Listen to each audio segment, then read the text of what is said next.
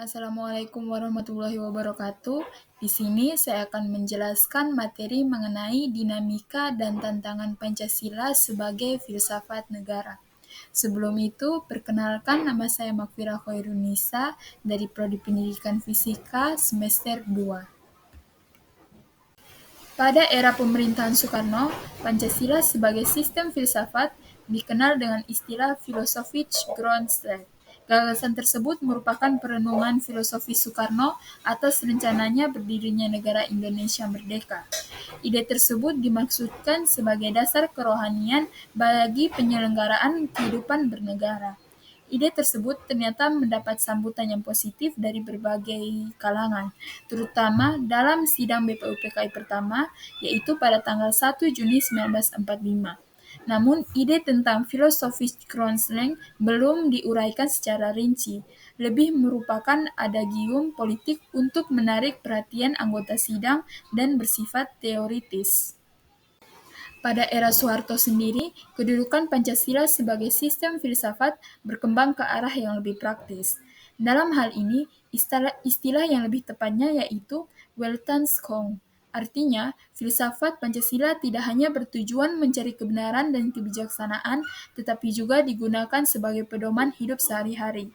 Soeharto sendiri mengembangkan sistem filsafat Pancasila menjadi penataran P4. Sedangkan pada era reformasi, Pancasila sebagai sistem filsafat kurang terdengar resonansinya. Pancasila sebagai filsafat bergema dalam wacana akademik saja. Adapun tantangan Pancasila sebagai sistem filsafat. Yang pertama yaitu kapitalisme. Ini merupakan aliran yang meyakini bahwa kebebasan individual pemilik modal untuk mengembangkan usahanya dalam rangka meraih keuntungan sebesar-besarnya merupakan upaya untuk menyejahterakan masyarakat. Yang kedua yaitu komunisme. Ini adalah sebuah paham yang muncul sebagai reaksi atas perkembangan kapitalisme sebagai produk masyarakat liberal. Komunisme merupakan aliran yang meyakini bahwa kepemilikan modal dikuasai oleh negara untuk kemakmuran rakyat secara merata. Adapun esensi atau hakikat Pancasila sebagai sistem filsafat. Yang pertama yaitu hakikat sila ketuhanan. Ini terletak pada keyakinan bangsa Indonesia bahwa Tuhan sebagai prinsip utama dalam kehidupan semua makhluk. Yang kedua yaitu hakikat sila kemanusiaan. Ini merupakan manusia monopluralis yang terdiri atas 3 monodualis, yaitu susunan kodrat atau jiwa raga, sifat kodrat atau makhluk individu sosial, dan kedudukan kodrat, makhluk pribadi yang otonom dan makhluk Tuhan. Yang ketiga, hakikat sila persatuan, terkait dengan semangat kebangsaan. Rasa kebangsaan terwujud dalam bentuk cinta tanah air, yang dibedakan ke dalam 3 jenis, yaitu tanah air real, tanah air formal, dan tanah air mental. Yang keempat yaitu hakikat sila kerakyatan, terletak pada prinsip musyawarah. Artinya, keputusan yang diambil lebih didasarkan atas semangat musyawarah untuk mufakat, bukan membenarkan begitu saja pendapat mayoritas tanpa peduli pendapat minoritas.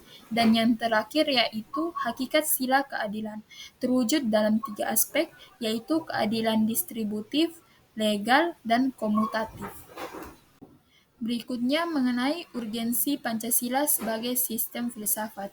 Yang pertama yaitu meletakkan Pancasila sebagai sistem filsafat dapat memulihkan harga diri bangsa Indonesia sebagai bangsa yang merdeka dalam politik, yuridis, dan juga merdeka dalam mengemukakan ide-ide pemikirannya untuk kemajuan bangsa, baik secara material maupun spiritual.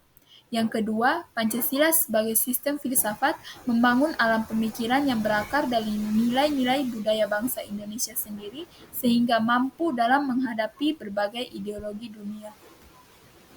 Yang ketiga, Pancasila sebagai sistem filsafat dapat menjadi dasar pijakan untuk menghadapi tantangan globalisasi yang dapat melunturkan semangat kebangsaan dan melemahkan sendi-sendi perekonomian yang berorientasi pada kesejahteraan rakyat banyak. Dan yang terakhir, Pancasila sebagai sistem filsafat dapat menjadi way of life sekaligus way of thinking bangsa Indonesia untuk menjaga keseimbangan dan konsistensi antara tindakan dan pemikiran. Itu merupakan penjelasan singkat saya mengenai dinamika dan tantangan Pancasila sebagai sistem filsafat. Mohon maaf bila ada salah kata. Terima kasih.